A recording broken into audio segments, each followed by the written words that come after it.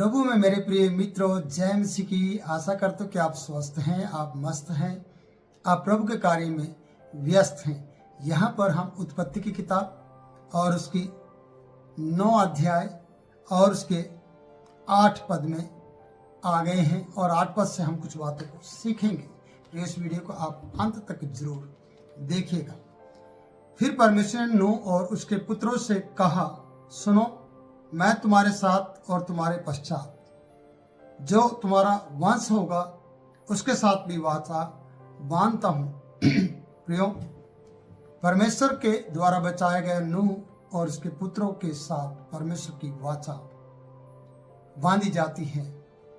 यहां पर हम इस प्रकार से कहेंगे, नूह और उसके पुत्रों से परमेश्वर ने कहा, मैं तुम्हारे साथ वाचा बांधता हूं, तुम्हारे साथ और तुम्हारे पश्चात, तुम्हारे साथ और तुम्हारे बाद में, तुम्हारे वंश के साथ एक वाचा है।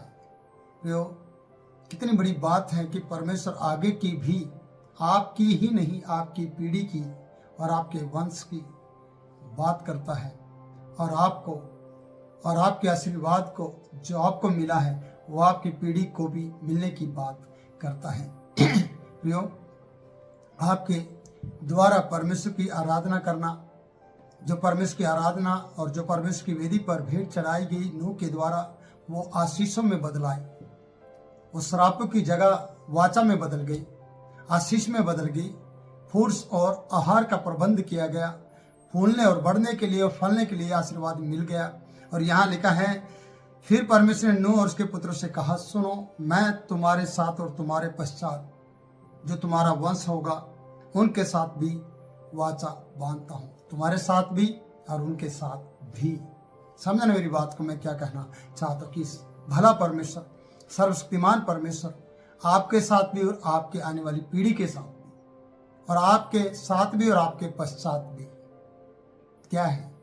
हमारा एक जीवन बीमा है, जीवन के साथ भी और जीवन के बाद भी। LIC पॉलिसी आप जानते हैं, इंडिया की है, भारत की है। लेकिन मैं आपसे कहना चाहता हूं, आप चले गए तो आपको कोई आपका फायदा नहीं होने वाला। लेकिन यहां पर लिखा है, आपके साथ भी और आपके पश्चात भी। परमेश्वर का जो वादा है आपकी संतानों के साथ भी, वो आपको कभी भी नहीं छोड़ेगा और वो आपको आशीषित करेगा, आपकी संतानों को भी आशीषित करेगा। मेरे प्रिय भाई बहनों, आपसे कहने का मेरा मतलब है कि आप चिंता ना करें, आप परेशान ना हो कि मेरा क्या होगा।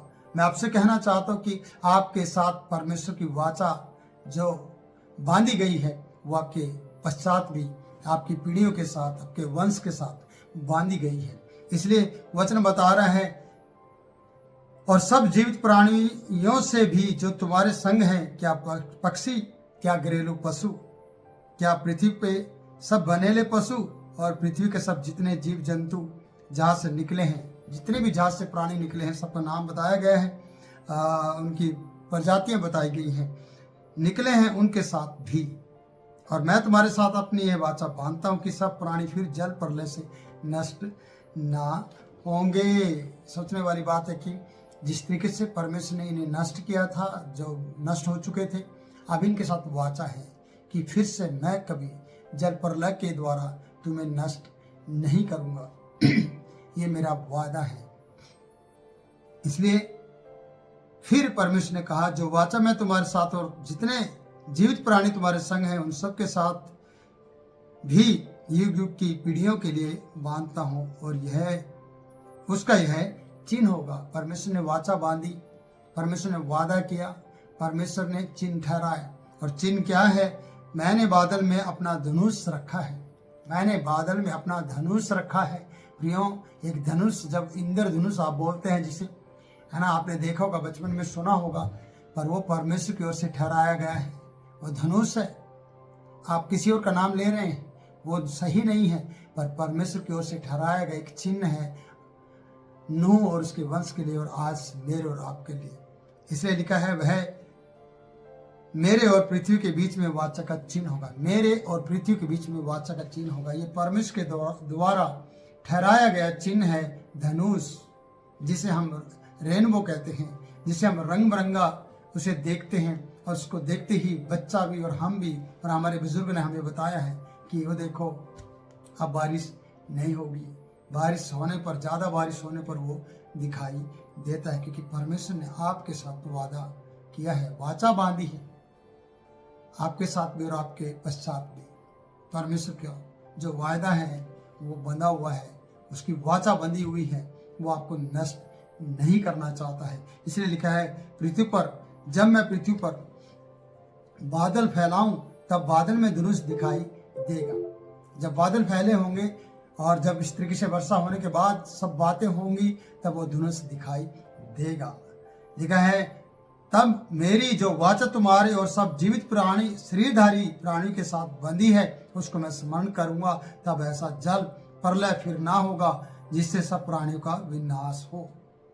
परमेश्वर नहीं चाहेगा, परमेश्वर ने वायदा किया है, ये वाचा बांधी है कि वो धनुष दिखाई देगा, और ये धनुष मुझे याद दिलाएगा, मुझे स्मरण दिलाएगा कि मैंने मनुष्य के साथ, हर एक जीव जंतु के साथ, हर एक प्राणी के साथ वाचा बांधी है, और बार बार मुझे स्मरण दिलाएगा कि मैं इन्हें नष्ट नहीं करूंगा जल प्रलय के द्वारा। सोचिए प्रियो, परमेश्वर कितना भला है, अपने लिए भी एक चिन्ह को ठहराता है, और आप भी उस चिन्ह को देखकर कह सकते हैं, हाँ ये परमेश्वर की वाचा का चिन्ह है जो मेरे साथ उसने वायदा किया है। क्योंकि आप नूह की संतानों में से आते हैं प्रियो, और आज परमेश्वर की संतान बन गए हैं परमेश्वर के प्रेम के द्वारा। जितने ने उसे ग्रहण किया, ग्रहण करने पर आप उसकी संतान बनते हैं। लिखा है वचन में, जितने ने उसे ग्रहण किया उसने उन्हें परमेश्वर की संतान होने का अधिकार दिया। आज आप परमेश्वर की संतान हैं और आप परमेश्वर के बेटा बेटी हैं। इसलिए आपके साथ परमेश्वर का वादा है, उसके पुत्र पुत्रियों के साथ परमेश्वर का वाचा बांधी गई है। परमेश्वर ने अपनी वाचा बांधी है कि बादल जब मैं फैलाऊंगा तो उसमें एक धनुष दिखाई देगा। और आगे लिखा है, बादल में जो धनुष होगा मैं उसे देख के यह सदा की वाचा स्मरण करूंगा, मैं याद करूंगा जब ये दिखाई देगा, जो परमेश्वर के और पृथ्वी के सब जीवित शरीरधारी प्राणियों के बीच बंदी है। मनुष्य और जीवित शरीरधारी प्राणी के बीच बंदी है। परमेश्वर और पृथ्वी पर के सब शरीरधारी जीव जंतु और मनुष्य और हर एक प्राणी के बीच में परमेश्वर की वाचा, परमेश्वर की वाचा, आप समझना मैं क्या कह रहा हूँ, बंदी है, उस वाचा को स्मरण करेगा। इसलिए वचन बताता है, फिर परमेश्वर ने नूह से कहा, जो वाचा मैंने पृथ्वी भर के सब प्राणियों के साथ बांधी है उसका यही चिन्ह है। याद दिलाया और बताया, पृथ्वी पर सब रहने वालों के लिए जो वाचा बांधी है उसका चिन्ह यही है। रेनबो, धनुष दिखाई देने पर मैं खुद जान जाऊंगा कि मैं नष्ट नहीं करूंगा, तुम्हें कष्ट नहीं दूंगा। जल के द्वारा या जल प्रलय के द्वारा अब मैं इस तरीके का कार्य नहीं करूंगा। प्रियो, परमेश्वर कभी नहीं चाहेगा कि आप नष्ट हो, आपको कष्ट हो, आप किसी भी तरीके से मारे जाएं। परमेश्वर आपको बचाना चाहता है अपने पुत्र यीशु मसीह के द्वारा। वह आपको आगे बढ़ाना चाहता है उसके अनुग्रह में और उसके अनुग्रह के द्वारा। इसलिए आप इस 9 अध्याय को नूह के साथ वाचा बांधना और एक चिन्ह देना, ये सब बातों को सीख रहे थे। और अभी हम 18वें पद में जब जाएंगे प्रियो, उसके कुछ बातों को देखेंगे और फिर आगे बढ़ेंगे। अगली वीडियो में हम उन बातों को लेकर आएंगे। और मैं इतना कहना चाहता हूँ, परमेश्वर वाचा का परमेश्वर है, वायदों का परमेश्वर है। हम एक गीत गाते हैं, कितना हसीन वादा किया खुदावंद ने, जहां 2 या 3 जमा हो मैं हाजिर हूं उनमें। परमेश्वर उनमें हाजिर हो जाता है। और यह हसीन वादा है, वो अकेला नहीं छोड़ता है, वो अनाथ नहीं छोड़ता है। यीशु किसी और कोई कह नहीं सकता है। और यीशु ने ये बात कही है आपके लिए, हम सब के लिए, हमारे लिए।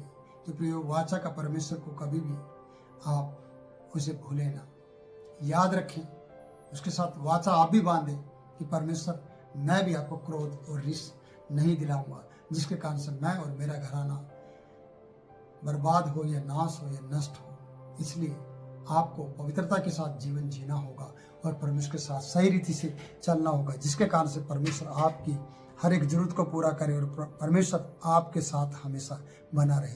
तो तो प्रियो ये वीडियो का दी एंड मैं यहीं पर करना चाहता हूँ और फिर मिलूंगा नई वीडियो में नए वचन के साथ। तब तक के लिए मैं आपसे इजाज़त चाहता हूँ। जय मसीह की।